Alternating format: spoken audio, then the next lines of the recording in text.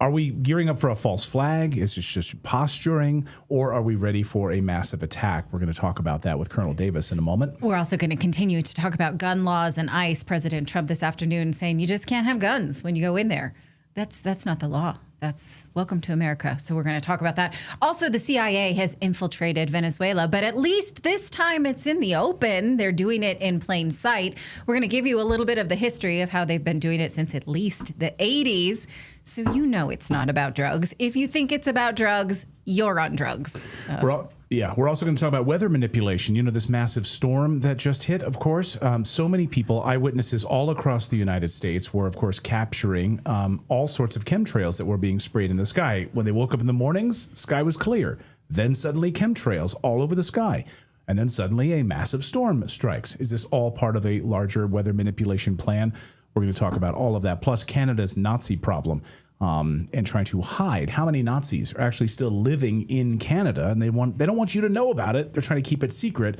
We're going to talk about all of that and more. But first, we want to tell you about the bearskin hoodie, because maybe you've heard about this. Smart people are grabbing theirs now. When it's freezing, you want the gear that actually keeps you warm.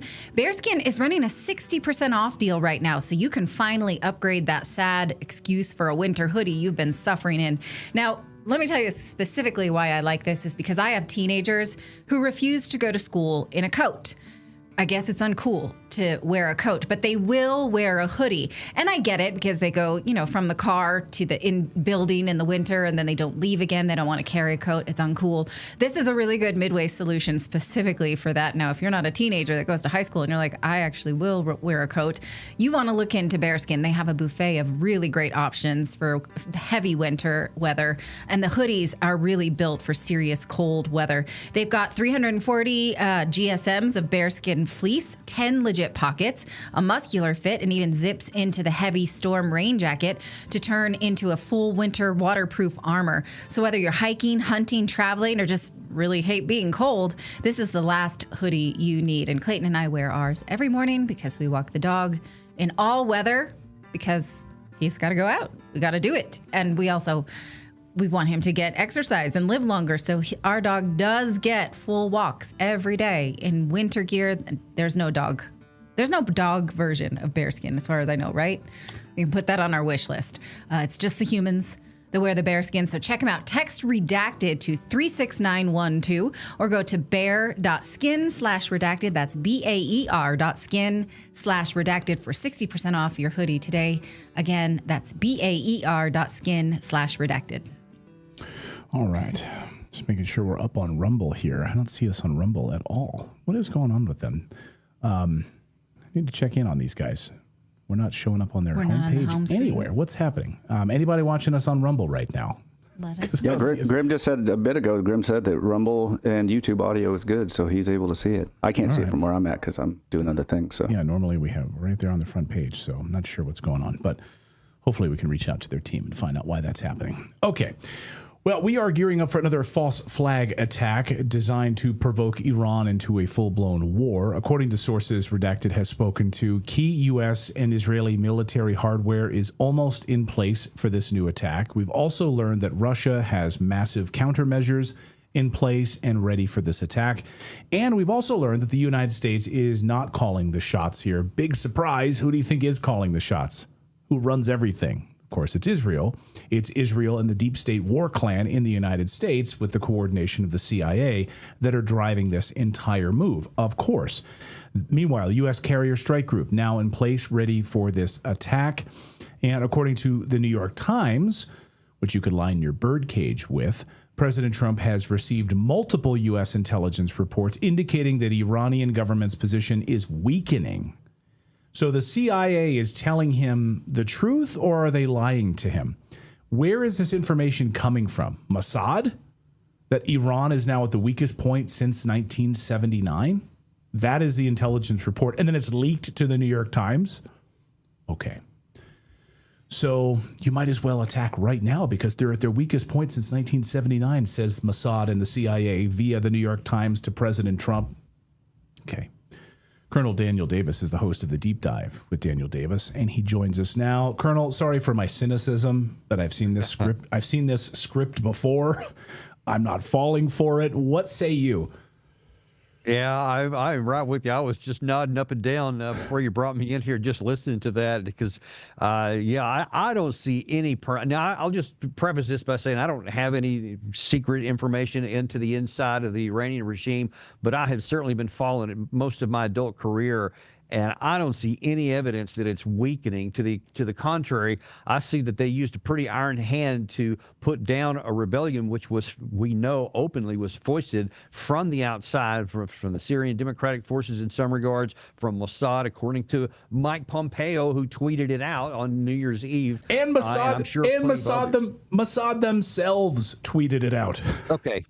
Okay, well, I missed that one. But you see that when I hear people like Jack Keane on U.S. television, John Bolton, and they talk about how these poor demonstrators and these poor people, we have to go help them. And I'm thinking, what are you talking about? We're the ones who have the economic sanctions on the regime to harm the people, to make them uprise, and then stir them up. And now you want to say that that's why you're going to turn them, to help them?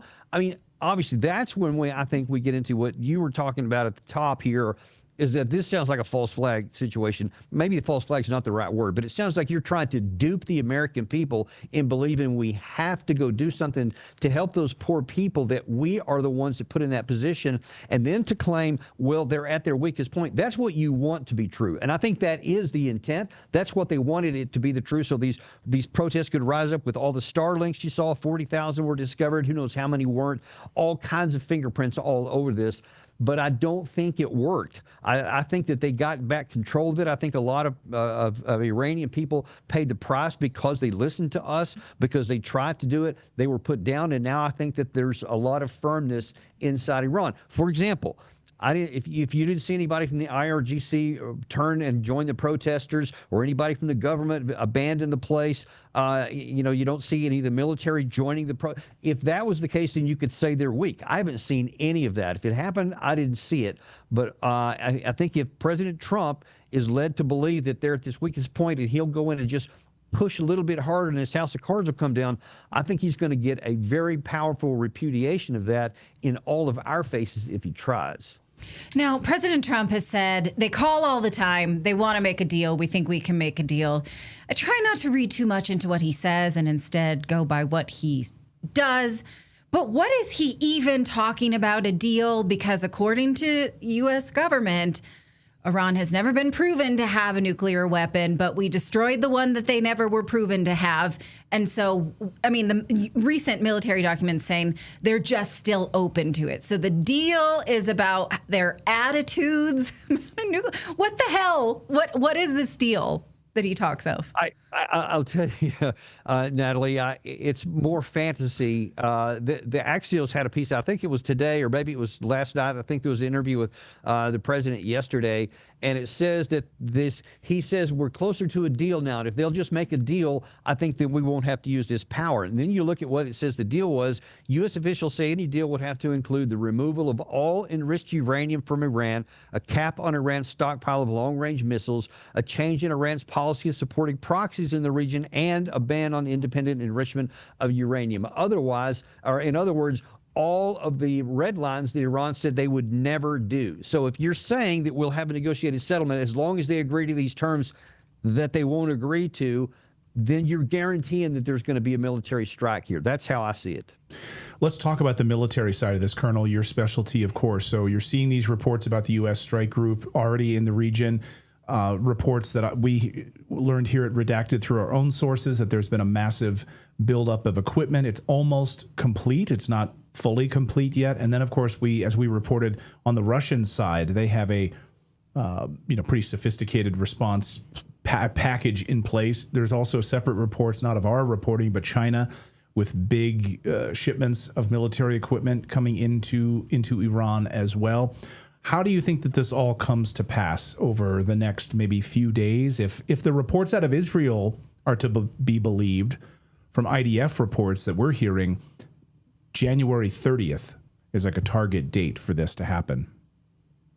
I had not heard that date. I just cannot tell you how much I'll push against that every episode that I get on my own show to do that. But I think that when you look at what happened in June of last year, I think there are too many people in the Trump administration, maybe primarily with the Trump himself, who thinks that he did something that was easy back then and it worked, and now I can do that again and it'll work again. But the problem is that evidence suggests, and I've had at least one source who claims to have some insider information that says a lot of that was negotiated between the United States and Iran before the strike. That, all right, we're going to come in, we're going to hit this place here, we're going to hit it with this kind of ordinance, we're going to say it was totally destroyed. You're going to say, oh, we're upset, and you're going to fire back at Al-Udeid, but you're going to only fire at these targets here at this particular time, and then it's going to be done, and everybody walks away a winner. Whether that happened or not, I can't say, but there's evidence to suggest that it did, because everybody seemed really eager to get over with this 12-day war. If we go in now, from other sources I have in the region right now, are saying that many of the Shia are saying this is the existential fight here. We're tired of just kicking this can down the road, because every time we agree to you with something, you unagree to it or come back with violence later on. And if we agree to something now, it'll just be a temporary thing until you come back again. We want to push for it now. If you attack this time, we are not going to hold our punches, and we are going to kill Americans in the region, and we're going to kill Israelis, and we're going to hit targets they don't want us to hit, but they can't stop us from hitting. That is the nightmare scenario, and why I am so adamant that the administration needs to not do this, because there is, understand this, there is zero potential upside for a strike on Iran. No gain whatsoever, but potentially catastrophic on the downside if things go sideways. Because if Iran does what it says it will do, and I don't know that they will, but if they do, and that real potential could cause a lot of American deaths that otherwise will never happen. And we should never sacrifice American lives because of a policy choice to take a war that we don't need to take for our national security. That would be the height of just, I can't even think of the right word, just impudence and just wrong-headedness to sacrifice an American troop because you want a policy choice that you don't need. Can I follow up on that? And, you know, we heard rumblings, obviously, a few weeks ago that the reason this was called off is because Israel wasn't ready or prepared for it yet. Incoming hypersonic missiles, et cetera. There are other reports, I think Matt Gaetz separately reporting on this, that the president of the United States actually was pretty measured in his response and was not convinced that there was a goal to be met. So sort of conflicting stories there. Like, what is the goal? Is it regime change? Right. Like, what exactly is the goal?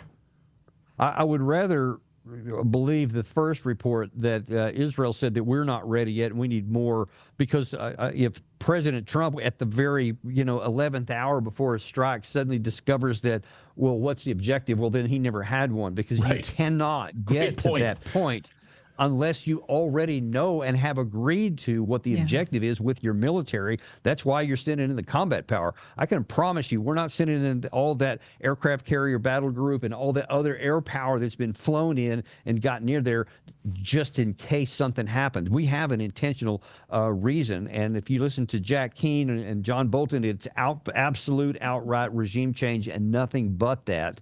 And we know that Lindsey Graham, of course, has been absolutely beside himself in adamant, passionate proclamations to try and get regime change. So we know that some of the closest allies to President Trump want that. We certainly know that that's the case in Israel. So I don't see any other attainable military objective short of attempting a regime change with all of this combat power. But I don't see that being a militarily attainable mission at all. So I don't see any attainable military operation other than we could blow up a lot of stuff, we could shoot a bunch of missiles, we can kill a bunch of people.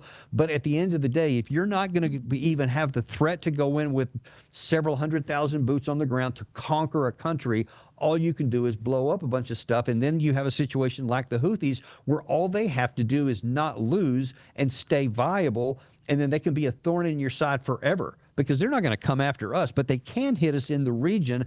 And I'm telling you, the nightmare scenario is that one of our ships gets taken out because of an anti-ship missile that Iran has. And they have quite a few of them. And we minimize those to our peril.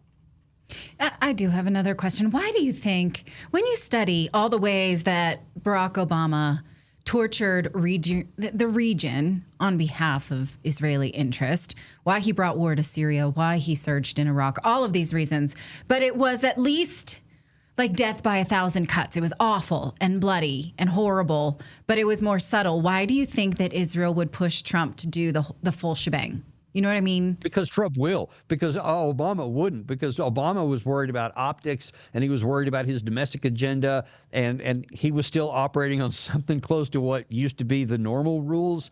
And so he didn't want to get too far out of those. Trump has no rules. There has no laws. He has no constraints from the Constitution, the law, anything. That's not hyperbole. And so they see that, and they want to take advantage of it because they know he'll do stuff that nobody else would. And, of course, they feed his ego in that and tell him what a great president he is. And how many times have you seen Benjamin Netanyahu just lather over Trump in ways that makes me sick? But it works. And that's how people succeed to get him to do stuff. And, of course, with all the money that's flowing in American politics, that's just fuel for that fire. So I think that's the reason why. Yeah. Gosh. I guess finally, Colonel, the Russian and Chinese response to this. So they're there, massive amounts of weapon, equipment, support, logistics, etc. Then you also have this new axis, which is really a counterbalance in the Middle East to Israel. What sort of a response do you think we'd see from Russia, China, and this new sort of Saudi Arabian axis trying to put a buffer between Israel and Iran?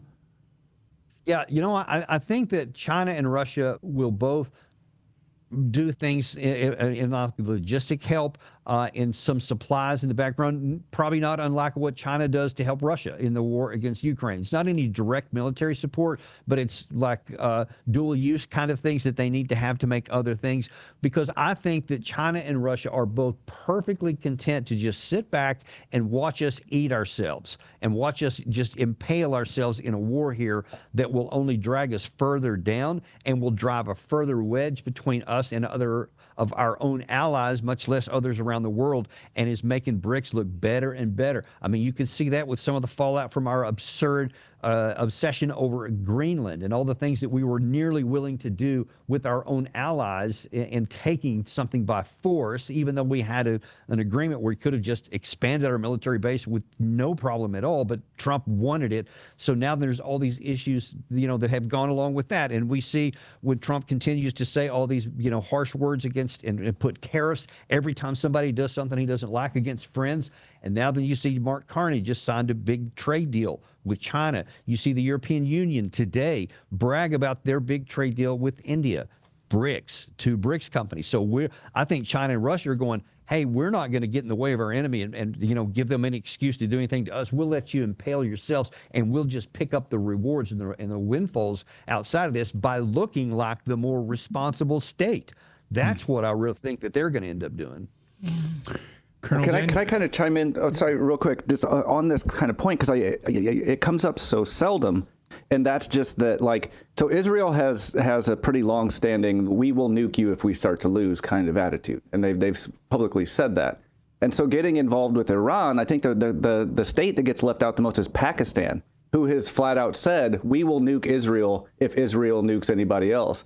And so that there's this kind of standing chain reaction of, because Russia and China, I doubt would retaliate against a nuke because they understand the broader picture, but Pakistan, I think, would.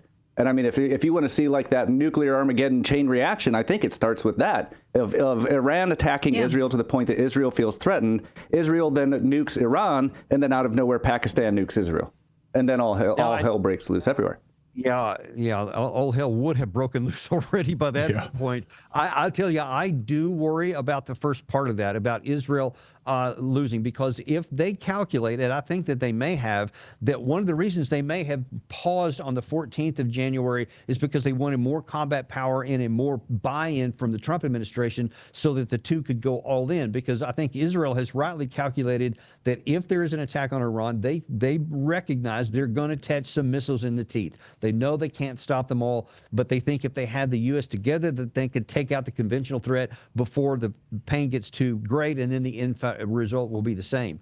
But if they have miscalculated, and we don't have the power that they think we do, and I'll tell you, we don't have the sustainment capability. If this turned into a long war and dragged out, we don't have enough missiles to be able to fire and sustain a long-term engagement.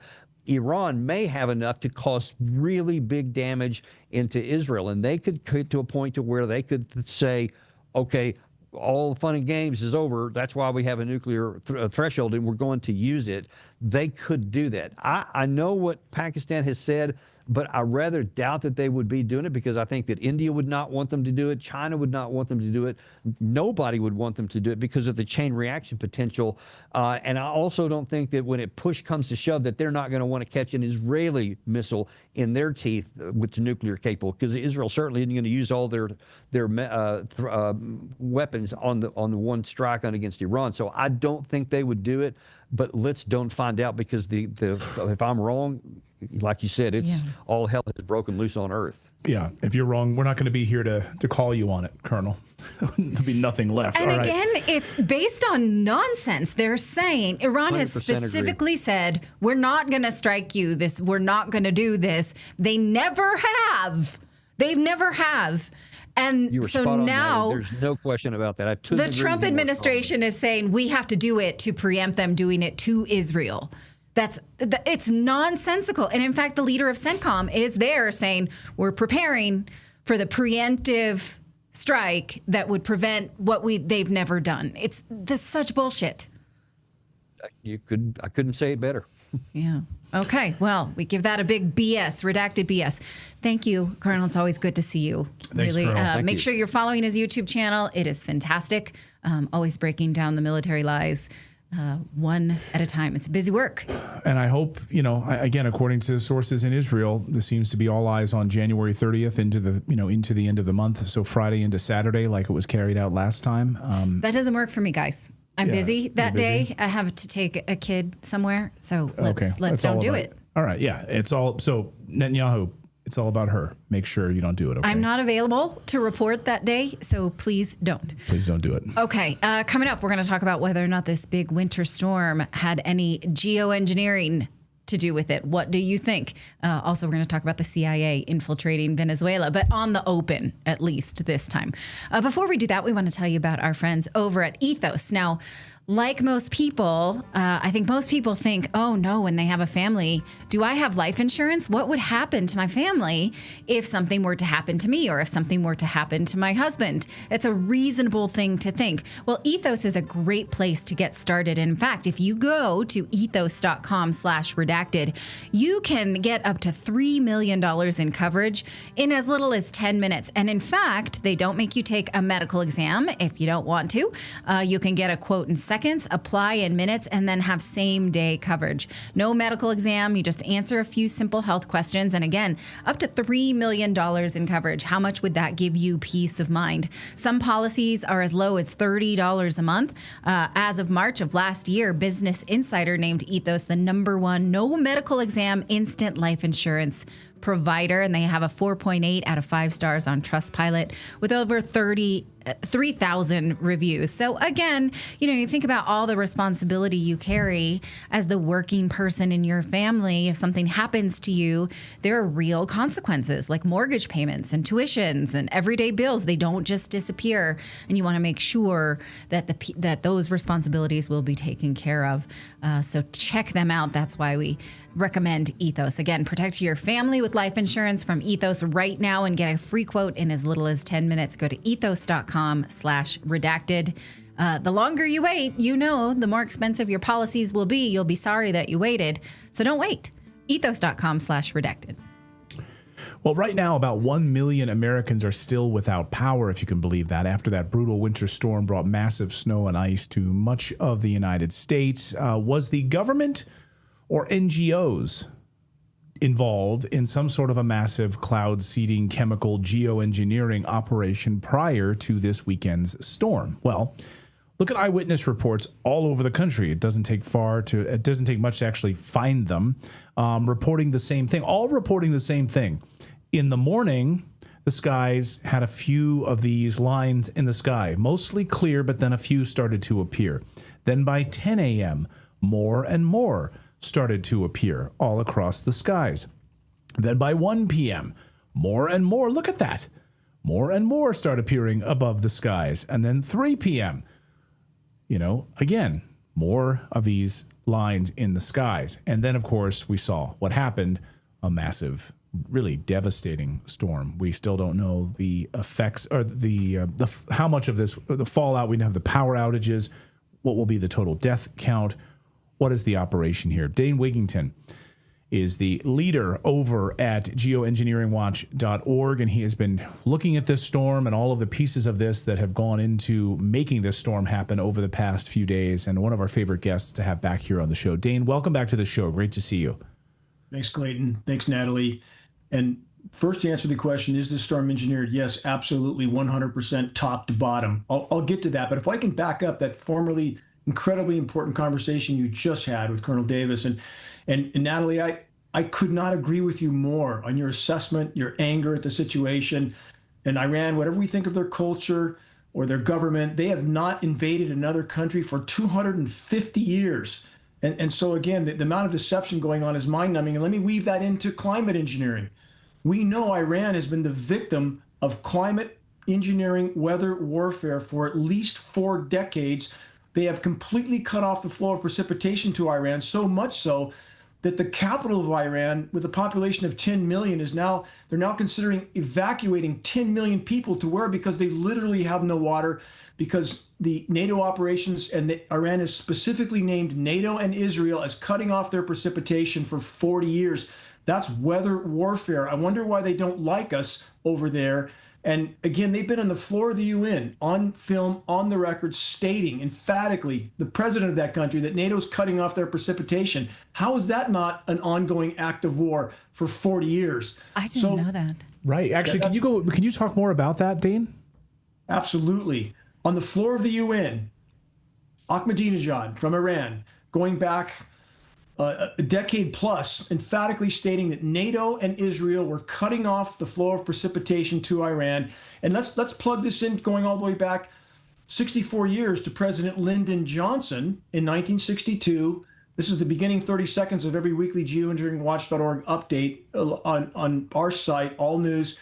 First 30 seconds is film footage, Lyndon Johnson stating on film, on the record, that we had the power to control the world's cloud layer then, and he who controls the weather controls the world. Why? Because he who controls the weather can control the flow of precipitation in any country, anywhere, how toxic that rain is, how much rain falls or doesn't. Thus, they can destabilize food supplies. Thus, they can destabilize populations. 40 years, the Iranian climate science meteorological community has stated that NATO is cutting off their precipitation. They're not guessing. They have incredibly sophisticated weather monitoring facilities, just like we have. There's no speculation here. They're cutting off precipitation. What are the mechanics of that, Dane? Yeah, that's a good question. How does that work? Before we get to the U.S. piece of this and the storm, Yep. I want to continue on this line of thought. But what are the mechanics of us just cutting it off? I know what Lyndon Johnson said, of course, in Vietnam, and how we used cloud seeding to actually flood the troops. But how do we cut it off? Climate intervention, aka weather warfare operations, are far more effective at eliminating and dispersing precipitation than augmenting it. Wow. They're doing the same. They've done the same thing to the U.S. West Coast. Going back over a decade, my presentations, Engineered Drought Catastrophe, Target California. We can speculate on the agendas and objectives, and there are many, all of them nefarious. They're doing the same thing here, but the mechanisms by which they can completely cut off precipitation by the manipulation of atmospheric pressure zones, high pressure domes, which are exactly what ionosphere heater facilities like HARP create. HARP is a weapon of mass destruction. It's one of about 100 ionosphere heaters around the globe. These facilities, and this is not speculation either, this is science, study, confirmed fact. They, in the case of HARP, can transmit 3.6 million watts of power to the ionosphere, electrically charged ionosphere. That's a frequency transmission. That causes an electrical chain reaction, superheats that part of the atmosphere, expanding it up and down. The downward push forms a high-pressure dome. Nothing can enter that. No moisture can enter that. It spins around it in the northern hemisphere. That creates a clockwise spin. So what we have happening right now, I'll weave all this together. The high-pressure dome in the west is spinning all the moisture clockwise up and over the western U.S., They're chemically nucleating it the whole way, spins it back down into the eastern U.S. They combine that with the flow of moisture from the record warm Gulf of Mexico. Since when do winter storms come from the record warm Gulf of Mexico? And they combine those two, and in the transition zone, you have now thunder snow, you have ice storms everywhere because this chemically nucleated material hits the ground before it sets up. These are patented processes, by the way. So back to Natalie's question, how do they cut off precipitation? That high pressure dome, when you're manipulating atmospheric pressure zones, you can cut off moisture from ever even entering a part of the world. Second method, if they overseed with condensation nuclei that's too small, particles that are too small to allow the raindrops to combine and form, what you get is these featureless skies that looks like it should rain, but nothing falls out. Again, those are two methods with which they can completely cut off precipitation to an area for as long as they want. These are patented processes. They've done it to Iran for decades. They're doing it to the U.S. So you end up with these drought deluge scenarios. And the crown jewel weapon for the controllers, Natalie and Clayton, is that they can blame all of this on nature. Right. Absolutely. And by the way, when you talk about HARP, I mean, we've spoken to whistleblowers who've worked on these HARP arrays. I've spoken to multiple whistleblowers that have worked on these HARP arrays and confirmed everything that you just talked about. And one of them, that I talked about was up in Alaska, one of the HARP centers in Alaska, which we know That's the one that's actually called HARP, HAARP is the acronym. And that's the one people most recognize. It's the biggest facility like it in the world, but there's about 100 similar facilities, different designs. And we also have the NexRad network. That's a frequency transmission network in the continental U.S. that's used to manipulate storms like the Texas flood last July that held that storm in place, caused it to precipitate out in one location. Hurricane Harvey, that's how they know Hurricane Harvey was going to go where it went 7 days in advance. And they knew 7 days in advance it was going to sit there and spin and drop 50 inches of rain, because those frequency transmissions, which are of a different variety than the ionosphere heaters, they have the ability, by a repelling effect on the air mass that's saturated with electrically conductive particulates, to hold that air mass in place if they surround it with these transmissions. So again, from every conceivable level, these storms are being manipulated. And what's happening right now in the continental U.S., and although there are many agendas and objectives with the chemical winter weather warfare, which is taking place, that's exactly what it is. Don't eat the snow. I don't say that in jest. But what do we see from Mr. Trump about this weather? He said, quote, "Where's your global warming now?" So we know the agenda is to drill baby drill and burn baby burn and take over countries that have oil like Venezuela. So they need cover for that. They need the American population to think that's not a problem. Great. The more the better. And Trump just tweeted, again, "Where's your global warming now?" Because the eastern half of the U.S. lower 48 is being chemically cooled, combined with robbing cold air from the Arctic. And Clayton and Natalie, what don't they tell us? In places like Alaska, where they just had 7 feet of snow in Juneau, Alaska recently, so much snow, chemically nucleated snow that came from a moisture flow from Hawaii, 7 feet of snow, so much it was sinking boats in the Juneau harbor. Literally, you can see pictures of this online. Yeah. Followed by rain in Alaska while it's snowing on the Gulf Coast in Florida. What does it take to wake people up that the whole system is blowing apart?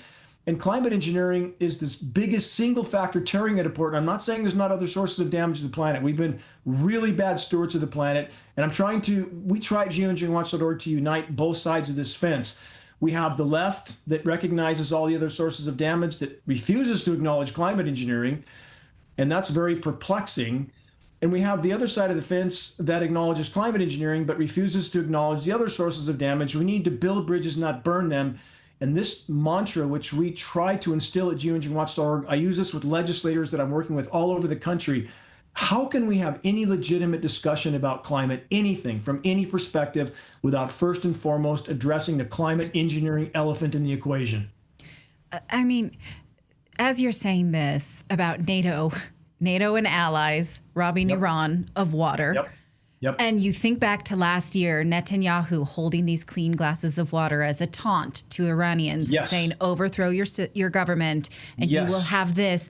Does this not hearken to the Hunger Games President Snow eating steak in front of these starving people as a result of his own. I can't. That's diabolical to think of. Get rid of your regime and you can have this water. We'll simply flip it back on for you. Oh, I can't believe we're watching this. I cannot believe we've seen it. I mean, to me, that seems further proof that NATO and allies know it. I mean, and they're using it. Yeah. Thank you for being so observant, Natalie. I saw that when it happened. That is exactly what that was about. That is exactly the message he was sending with that little display of his. And again, this is when people wave their flags pretending to be patriots here and going along with anything that the powers that shouldn't be do, they should get a clue about what's going on around the world and why so many people have in so many countries have so much disdain for what we've done there. Whose military bases in everybody's backyard or on their border, and who's doing the most bombing of who where? I mean, again, Iran has not invaded another country for about 250 years. Who's the aggressor in this equation? Right. When you look at the fallout from this storm in the United States, and you saw, if you were online, you saw so many people sharing the same images, like we just showed you of these chemicals in the sky. And as the days progressed, but right before the storm, they were getting more and more prominent, and all of these aircraft going back and forth across the skies. I had reports coming in like crazy. I'm sure you did, way more than anybody else. Yes. I guess, like, how do you piece this all together? Because it was widespread. I mean, it was all the way, from the East Coast all the way into the middle of the country. Who's powerful enough to carry this out? Running through NGOs, the United States government in collaboration with them through these NGOs. Let me just play this real quick. Here's President Trump acknowledging these types of being sprayed in the skies, talking to RFK Jr., hoping he'll get to the bottom of it. Watch. So there's something wrong. There's something wrong. We've done something wrong. There's something, you're going to figure it out. Maybe it's a spray that we spray all over the place that nobody else does. Other countries. Yeah. Dane? Yeah, that was a long time ago, and he hasn't said anything since. Neither has RFK. Lee Zeldin doing everything he can to cover up these operations and double down in denial with his official transparent contrail site, just simply regurgitating the official denial of all this. And all that spraying in those images that you showed, Clayton, before this storm was really completely launched, the amount of toxic aerosol dispersing going on above the cloud canopy once you can't see anything up there is mind-numbing. It's off the scale. It's way worse than what you see before the storm comes in, way worse. In my location in the wilderness of Northern California, near the Oregon border, in the forest on top of a mountain, it's the middle of winter. We have not had a freezing temperature here yet. It has not frozen here yet. In the Arctic Circle right now, there's areas that are far above freezing. It's warmer in Greenland than parts of the U.S. right now, and nobody talks about that. So again, what we've seen from this administration is the most aggressive doubling down on denial and cover-up yet. And again, this is not political. It's not a left-right issue in any way, shape, or form. Those who print the money from behind the curtain are the ones pulling the strings. This is certainly DOD involved completely. We know private defense contractors, Raytheon, Lockheed Martin, are neck deep in this because Raytheon and Lockheed Martin do all the weather modeling for the nation's weathermen. Why would we need private defense contractors to do the modeling for the nation's weathermen that, oh, by the way, have illegal federal gag orders on them? What will it take? My question is, what will it take to wake the American population up, to get them past their program denial and understand that they are the victims of constant chemical weather warfare right now more than ever? And that material that falls, again, is toxic. Every drop of rain is toxic. We have peer-reviewed study to prove that. And Clayton and Natalie, if you're ever around any of this chemically nucleated material, put your hands in it and see how long you can keep them there. It's far colder to the touch than any naturally nucleated snow. It behaves very differently. It tends to sublimate, so we don't get the runoff we should have in the Colorado River drainage basin, by the way. So whatever snowpack is there, and by the way, it's record low levels. How many people know that?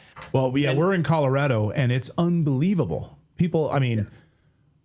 people who've lived here their entire lives. I mean, this is the least amount of snowpack, the least amount of snow that they've seen in their lifetimes. in Colorado See, right Americans don't realize this because this is part of the psychological operation of all they show on media is cold, cold, cold, snow, snow, snow. They'll show Erie, Pennsylvania, Buffalo, New York, where they pile up snow in what amounts to an atmospheric snow blowing machine with atmospheric pressure zone manipulation. They can manipulate surface wind flows, zonal wind flows, so they create wind blowing ferociously across the Great Lakes, the record warm Great Lakes. They chemically nucleate that and pile up mountains of snow in a few isolated locations, and that's all they show on media. They don't show the snow drought in the Rockies and Colorado. And that snow that's there, again, because it's chemically nucleated, it tends to sublimate, which means much of that moisture goes straight from a solid to a liquid, like dry ice, which is the extreme form of a chemically nucleated form of ice. So you don't get nearly the runoff of even the little bit of snow that is there. So how is this not total winter weather warfare or weather warfare period waged on U.S. populations that need to wake up and realize that those in power don't care any more about them than they do anybody anywhere else in the world? In fact, I would argue the U.S. population is rapidly becoming a greater and greater liability to those in power, and that's an ominous scenario. Can you? I want to know more about this. I see it here. 2012 claims by Ahmadinejad that their clouds are being manipulated. So if you could send me off the chain, and let's do another segment about that. Yeah, I would for like sure. to see more proof. And that's the tip of the iceberg. We've had this being conducted against countries around the world for decades, and behind closed doors, this is the hammer with which the power structure has threatened those governments to allow U.S. occupations, or they will cut their reign off indefinitely. And this is, again, the crown jewel weapon of the military-industrial complex and has been for many, many decades. Americans need to wake up to what's going on in our skies. And thanks so much to you, Clayton and Natalie, for your consistent, credible coverage of this most dire issue. I'm mad at snakes. Yeah, thank you, Dane. Just before we let you go, Miss Old School in our chat room says, I saw red and blue things moving in the rain and snow when I took samples and put it under a 300x microscope. And have you heard of that before? We have a lot of rain samples that are alarming. We don't know the totality of what's being put in this mix at any given time. We do know we have polymer fibers and graphene in the mix. And both of those elements are used militarily as biological carrier platforms to carry a pathogen from the clouds to the ground. We know this with certainty. What's that doing in our rain, and what might they spray on us at any point in time if they feel they're truly losing control? We could expect perhaps some form of biological weapon that's far worse than CV-19. They hold that kind of power, and Americans need to wake up for that. There is no place to hide from what we're breathing in the air column. We have to deal with this, or we're not going to have much to care about for much longer. Dane Wigington, thank you for always opening our eyes to this. We learn something every time we talk to you, and this is no exception. Absolutely. We're going to dive more deeply into what's happening in Iran on this piece as well. And people need to wake up and demand accountability from their leaders. You got, as you pointed out, Lee Zeldin just basically covering this up and carrying the contaminated water pail for this continuing operation. Dane, great to see you. Thank you as always. Thank you both. Thank you, Dane. All right. Unbelievable. I'm pissed. I'm always pissed when I talk to him. He's lovely, but that is especially funny. Go ahead. Yeah, Phil. we're shutting off your water. No, that's just like I'm always the same way. Like anytime he's on, I'm just like, it's sort of like talking about the ostriches. Like I'm just sitting here like just furious. Yeah. Because like, you know, thinking about the guest that said finding stuff in the snow. It's like you can find that kind of stuff, but to actually do like a chemical analysis of what it is such an expensive and laborious process. Nobody's going to do it. Right. And so then it's just, you just get to see those things and be like, what is in this? And you'll never know. Yeah. Because I mean, the equipment to do it is millions of dollars, like AAPs and stuff like that. So it's like, it's expensive stuff. You just can't. So it's like, you're kind of screwed. You'll never know. Yeah. Well, that's why we need the freaking government. We need RFK Jr., who got the blessing of President Trump, like it seemed like a number of months ago. Go out there and find out what this is. And then it's just been silence, radio silence since then. You're not actually saying we need the government to do something, right? That's what Thomas Sowell says to never Well, say. No, what I'm saying is, but if you had hoped who has money to do it, that the government would do it, right? Yeah. Or could you get some sort of grants? Can Elon Musk do it? I don't know. My spidey sense. I was like, wait, we never say that on Redacted. We need the government too. Well, That's kind of our thing. I'm just saying, who has the money to do it? Because like a citizen who lives in a rural farm town, to Philip's point, doesn't have the millions of dollars to analyze Okay. Is Monsanto But as soon poisoning as their someone soil? says Yeah. we need the government to, I'm like, Yeah. Well, can't. by the government though, like the government should theoretically represent the people, so it should be a collective, like the collective, the Yes. citizens of the United States For public are health. paying our taxes. Yeah, it would be nice if they allocated a little bit of that to our public health. Just a little bit. Just an idea. But no. Right. Would be Just nice. war. Just an idea. All Grover, right. Speaking of war, Grover, what do you think? he's also pissed. So pissed he went to sleep. Grover? Yeah, he's totally out. Yeah. He's asleep in the studio. All right, coming up, we're going to talk about the CIA infiltrated Venezuela. That's not new, but CNN just woke up to it. Way to catch up 30 years later, CNN. But okay, we're going to tell you a little bit more about what they're actually doing there.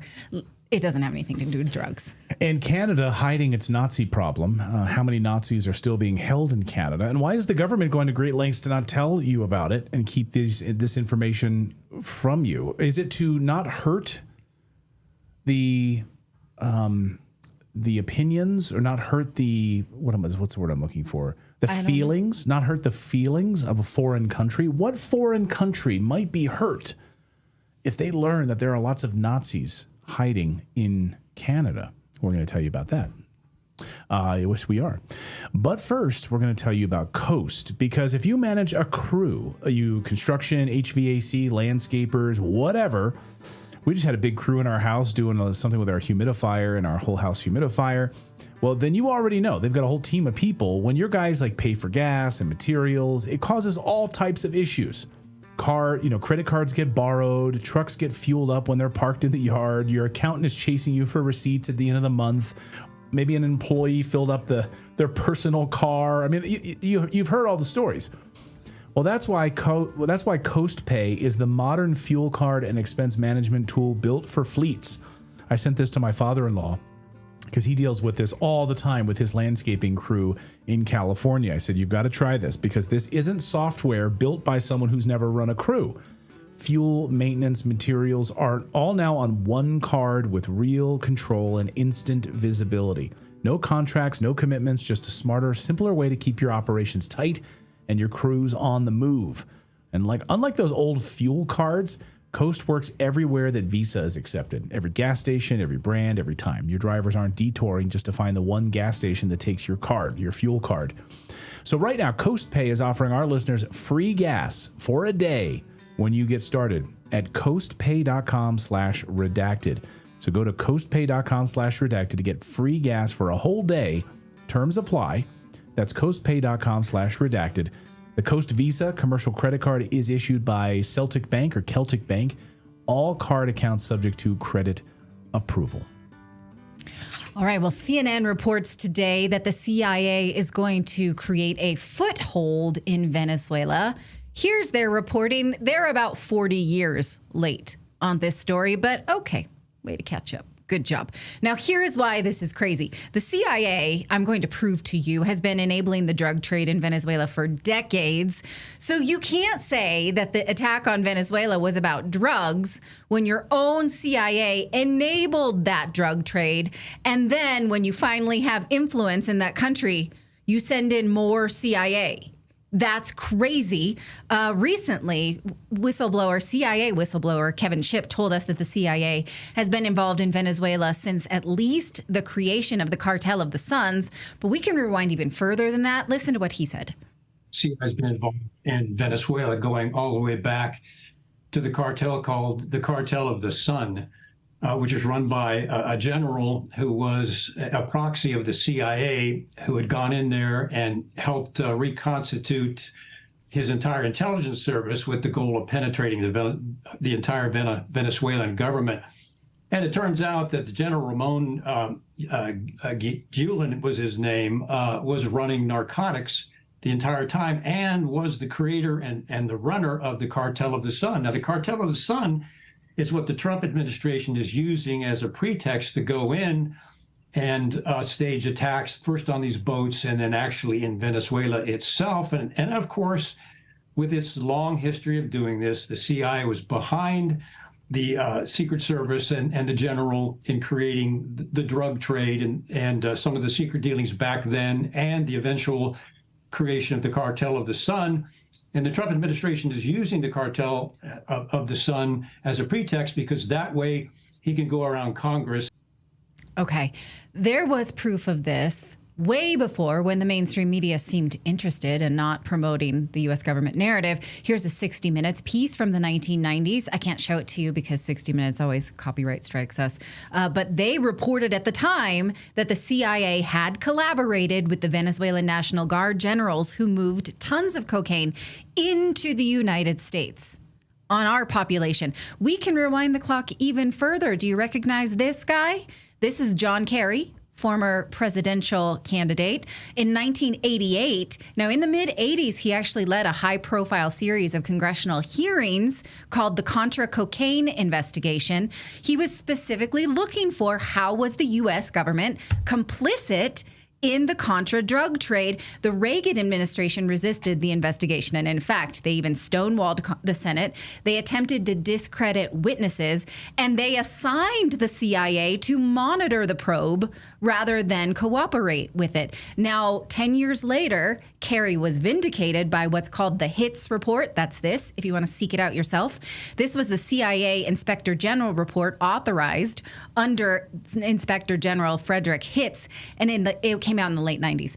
It concluded that while the CIA as an institution did not officially participate in cocaine trafficking during the Contra War, it knowingly maintained relationships with and protected numerous Contra-linked individuals and organizations involved in the drug trade when it judged them operationally important in order to keep the Contra War against Nicaragua alive, and maintained U.S. objectives in Central America, even if it meant enabling and protecting these drug lords for its own purposes. They also concluded that the CIA hid this from Congress, including in these probes, and this is how we got so much drugs inside our own country. We knew it. Our CIA was allowing it and cooperating with it. Now, recall that the Iran-Contra comes from the U.S. secretly selling weapons to Iran illegally and then funneling those profits to fund the Contras, the same network that was tied to cocaine trafficking. So it was all just one pipeline. It was arms to Iran, cash to the Contras, cocaine flooding our own borders with the CIA as the pimp in the whole thing. It's funny then that CNN wouldn't know that and would hilariously publish this headline that they're establishing a foothold. They're just getting there. They're new here. Now, here's this line that really made me laugh that the CIA, I know it's hard to see on your screen, the next one, is there to relationship build with the locals. Oh, okay. The same locals that the U.S. government allowed to suffer under sanctions. Yes, thank you for laughing at that. Well, and also, you mean the thousands of people in the streets that are still protesting and actually want Maduro back in their country? No, not those people. Oh, okay. Not those people. Yeah, they're just canoodling with what about the people that are just kind of quietly disappeared by the CIA? Is that building together. a relationship? Those Is that what kind of relationship is that? Because if I formed relationships like that, if that was my dating strategy, I should and would be in prison for the rest of my life. You don't kidnap your dates? You're not like Dexter? No, I do not. Oh. No, not at all. Put a bag over their head? Right. What about the ones, the locals that were terrorized by the drug lords that we enabled? Do you think they want a good relationship with the CIA? Oh, yeah. They love the CIA down there. Right. They really, really love the CIA. So the real question is, what is the CIA really going to be doing with this new foothold in Venezuela now that their presence is no longer a secret? This gives us a clue from the CNN report. It says they're going to make sure that Russia and China have no influence. So basically, it's not really about drugs. It's not about democracy. It's just about, can I use the word COCK blocking? You know what I mean? That's what it is. Sure. Yeah, that's what they're basically blocking Russia and China. They just can't have it, which tells us definitively that the capture of Maduro was never about drugs because we were complicit in the drugs. Incidentally, it was because Venezuela had been trading oil with BRICS nations outside of the petrodollar since at least 2017. This hurt the sham hegemony that the U.S. has on the global oil trade through the sham that is the petrodollar. So A few years ago, Venezuela starts trading outside the petrodollar. We invade their country, and all of a sudden, look at this headline from just a few weeks ago. They love the petrodollar. The petrodollar is the answer to all their problems. It's great. Of course. That's amazing, because 3 weeks ago you were settling oil transactions in the yuan with China. So it's amazing. This, you guys, is why works. the CIA is there, to make sure no one gets any crazy ideas about free trade with other nations, because we don't play fair. That's how we do. So let us know what you think of that. And I think it was yesterday. Go ahead. Go ahead. No, go ahead. Oh, I was just gonna say, I think I said yesterday that like the thing that's so frustrating and just kind of almost amusing in a dark way is that this is what the CIA has always been doing. Like you just said, we've always been there. Yeah. But now they're just like, you know what? We don't need to hide it anymore. Yes, that is what we're doing. We're going to go in here. We're going to assassinate some people. This is what we do, and we're proud of it now. Yeah. Deeply proud of it. It's all out there in the open. Yeah, they used to operate in the shadows. I mean, look at Operation Mockingbird, right? Inside of the news organizations, sneaking inside and infiltrating CBS News, right? Becoming a part of CBS News, and no one knew about it. Yeah. We didn't know about it really till the 1990s when we learned about Operation Mockingbird. Now it's just all out there in the open. Now they're openly on the payroll. I mean, hell, Mike Pompeo is like a Fox News contributor. Right. Like, a former head of the CIA is now a Fox News contributor, so they don't even have to hide it anymore. Yeah. Yeah, it's wild. So let me know what you think of that little history lesson. Go ahead. And I think it has a lot to do with it, like the strategy of tension being so successful that now they know I think they can get away with it, because where before the population as a whole would be up in arms to find out that they're besmirching the reputation of the United States. But now that they know that like 1/3 of the population would gladly kill the other third of the population while the other third watched, like now that they know that's the case, they don't have to worry about us anymore. Strategy of tension has worked. But who's going to stop them? Right. Exactly. Exactly. Yeah. Because they have the third of the population that agrees with them, the third of the population that would oppose them, and a third of the population that are just too indifferent to give a shit. But and this so The information war has worked, right? Right. And then think about the welfare of the people of Venezuela, who may very well be well served trading their own oil outside of the petrodollar. They don't get that. You're not going to have that. We're going to make sure that you don't have that. So it's not good for either side, but no one's going to stop them. Anthony Starboy says JFK was killed by the CIA. Yes, and the mafia. The CIA uses the mafia. That's their great partnership in all of this, of course. And someone else just said, every network, Go Blue Forever says, all the major networks have a Pentagon reporter. Hello, that's Mockingbird Media right there. It's so obvious. Yes, when you're embedded inside the Pentagon. Okay. Yeah. Right. Yeah. They're independent. The reason they get in there, like the Jennifer Griffins of the world and these people, is because they are basically shills for the deep state. They, if they want information leaked to them, the Ken Delanians of the world from NBC News, all of these shills, that's exactly how it flows. That's exactly where the information flows. Again, like earlier today when we reported on that New York Times piece, we were talking about Iran.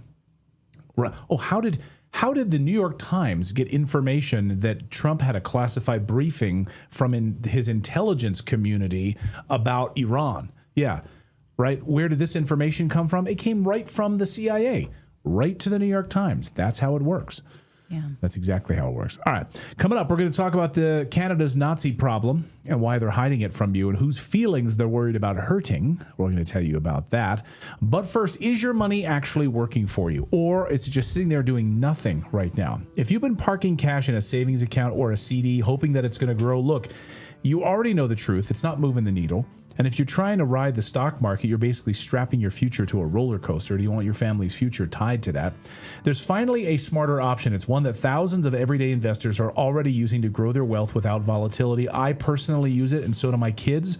We've actually structured our children's IRAs to actually be using this as well. And that is with earning and actually investing in real estate short notes. So if you've never heard of this before, like a lot of people want to get involved in real estate investing, but they don't have like $50,000 just sitting around as a down payment to buy a property. Well, can you then join a fund of other individuals who want to invest in projects, whether it's apartment complexes or townhomes, etc.? And that's exactly where our friends from Connect Invest come in, and we have partnered with them. So you can actually, if you sign up today, you'll receive a $50 bonus. You have to use our link. If you just go to redacted.inc/invest. And here's the best part. You can earn up to 9% annually. Yes, that's right, 9%. Predictable monthly income with returns up to 9%. So you can start with as little as $500. Yep, $500. So you don't have to have a lot of money to do it. You could just test the waters. Be like, hey, I'm going to give this a shot and see how well this performs. 9% returns in that first year. So all you have to do is go to connectinvest.com/redacted, create your free account, add $500 to your digital wallet. Then you choose the note that you want. 6-month note, 12-month note, 24-month note. It's totally up to you. And then you just watch that monthly income hit your account. You're helping to fund real commercial and residential projects across the United States while earning passive income every month. I personally do it. I'm a huge believer in it. And again, we have our children's IRAs investing in it so that you can, you know how passionate I am. I'm not going to put my kids out there if it's not something that we believe in. Absolutely. I've been working with them for many, many years, the team over at Connect Invest. So again, you want to get that $50 bonus, go to redacted.inc/invest, sign up today, $50 bonus, and you can start with as little as $500. Totally up to you to get started. So our thanks to them for supporting the show and being a longtime partner. Love you guys over there. All right. Why does Canada love to harbor and host Nazis? And why does it want to keep that quiet and not let you know about it? Could it have something to do with Ukraine? Well, more on that part of the story in a second. We've got some bombshell news here to share in a moment. But first, a little flashback for you. Do you remember when Ukrainian dictator Zelensky came to Canada's parliament? There were flowers and celebrations. There was lots of ass kissing, lots of hugging. They all want to get their hands on the little guy, like he's like a little troll. You know, everyone wants to hug the little guy. Well, Justin Trudeau was in fact so happy to see his little friend that he even invited a World War II Ukrainian Nazi. Here's just a reminder. On September 22nd, 2023, Yaroslav Hunka, a Ukrainian Canadian who fought in the SS division, the military wing of the Nazi Party, the Waffen SS, he was invited to the House of Commons. He started crying because of the great display of affection from all those members of Parliament who gave him a standing ovation. He was recognized by Speaker Anthony Rota. Of course, we later learned that it was Trudeau who made the invitation. Yes, Trudeau's office made the invitation. Hunka, of course, received 2 standing ovations from all these House members, including Canadian Prime Minister Justin Trudeau, visiting Ukrainian President Volodymyr Zelensky. This is before he canceled elections, so he was still the elected leader at the time, before he became a dictator. They were very proud to celebrate their Nazis in Canada. The Ukrainian government is currently filled with neo-Nazis, as you know. The Speaker, Anthony Rota, took the fall for it, though. And he resigned after he was thrown under the bus by Trudeau. Remember, it was Trudeau's office that invited the Nazi in the first place, but they threw him under the bus. Watch. This was deeply embarrassing for the House and for Canada. It is a good thing that Speaker Rota apologized personally, and I'm sure he's reflecting now on how to ensure the dignity of the House going forward.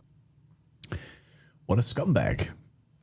But of course, this is just the beginning of the story. Turns out Canada has a long history of allowing Nazis into their country. In 1997, it was revealed that Canada had allowed at least 2,000, but probably more, Nazis, SS soldiers into the country, the worst of the worst.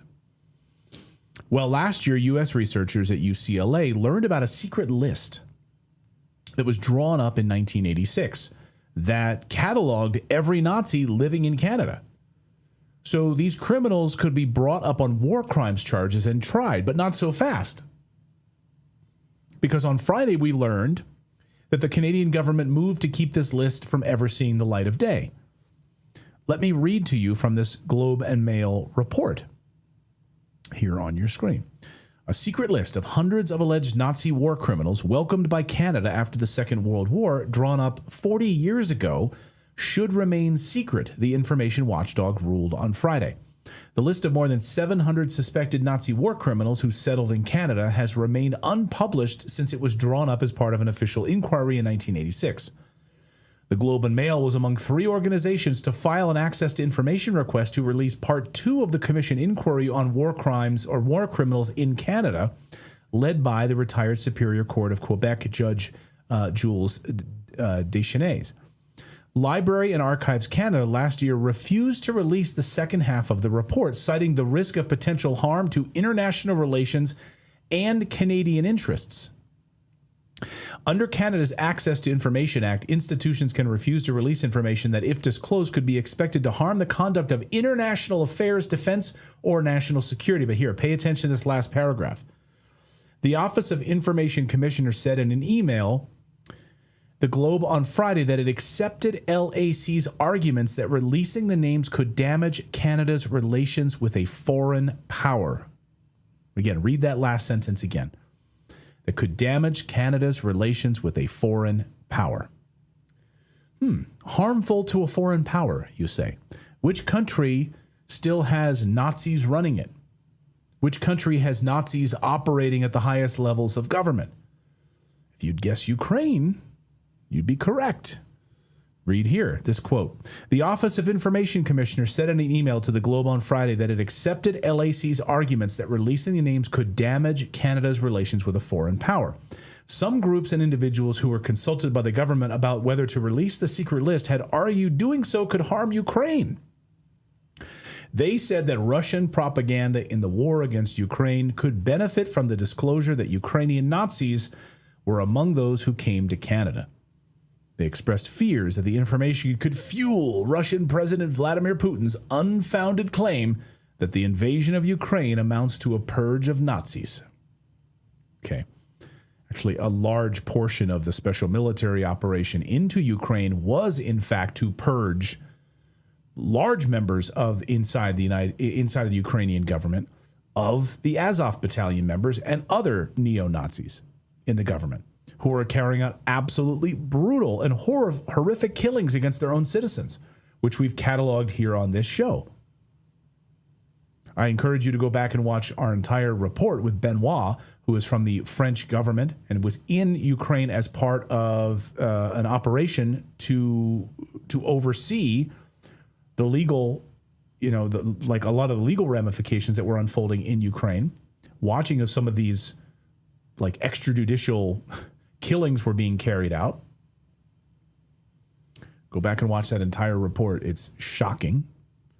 And some of the stories that he's told me since then are just mind-blowing. I'm talking about like the SBU and these neo-Nazis going like door to door and like throwing people off of balconies, throwing Ukrainian citizens off of balconies, shooting and raping young women. Horrible stuff. And all true, by the way, all of it true. Among the names on the list, go ahead, Philip. Oh, I was just gonna say, like, I just want to kind of paraphrase what you just said, because like it's just rattling around in my brain and it's just batshit. What they're really saying is disclosing the truth and giving the enemy the power of truth in the matter would disrupt our propaganda campaign. So in even doing so, logically, what they're saying is what is true could be used against us by our enemies, who would then know the truth. And it's like, really what they're saying is we know that what we're doing is propaganda, and having the truth come out would make our propaganda not work. That's basically boiled down. That's what they're saying. That's all they're getting at. Right. So our propaganda machine is that it's Russian propaganda that there are Nazis living in Ukraine, and therefore we can't release a list of Nazis living in Canada because it might hurt Ukraine. And therefore, right, because then it would give, exactly, because it gives validity then to Russia's claim.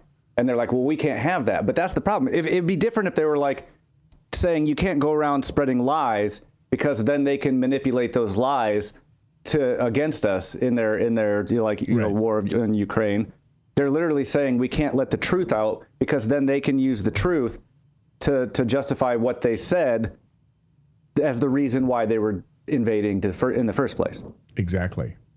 Or at least a part of the reason why they were invading. Like it was never, that was never like the main mission. And so, but even they're making that up, that this was the main mission of the special military operation to rid Nazis out of Ukraine, which Even the United States' own State Department on their website talks about the amount of neo-Nazis in Ukraine. Like, you can go to the State Department's own website from right before the war started and see as a list of grievances one of the reasons why it's one of the most corrupt countries in the world.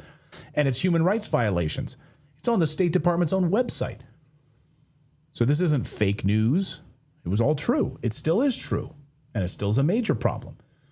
So, but this is why in Canada, you can't find out the Nazis that have been secretly living there, and we don't know where they are.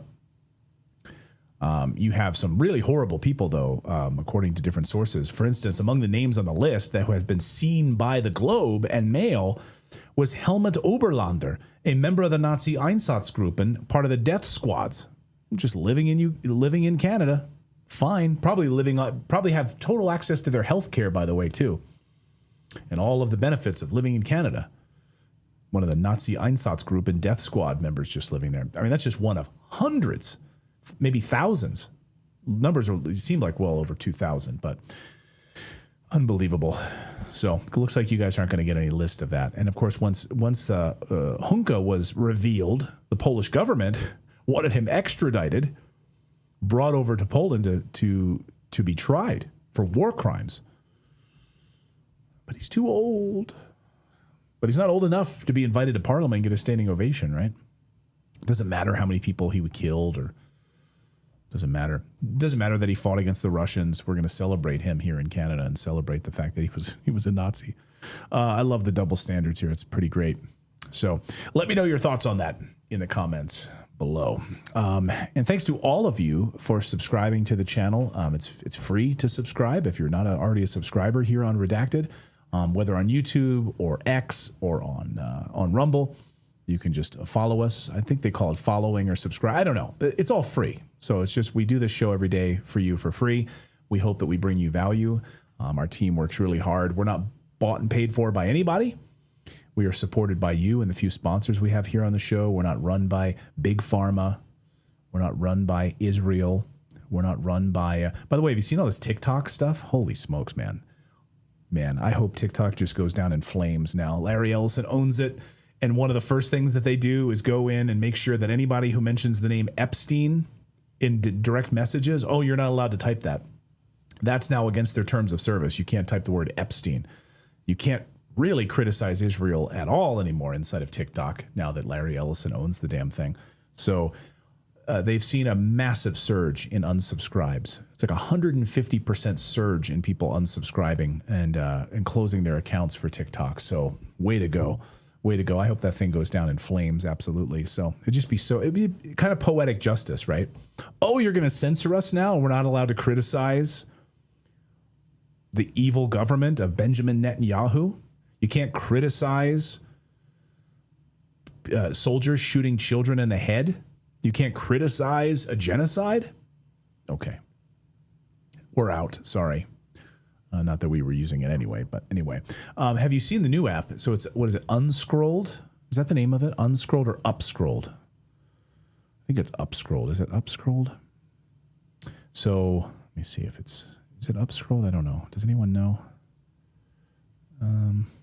Upscrolled. I've never heard of it.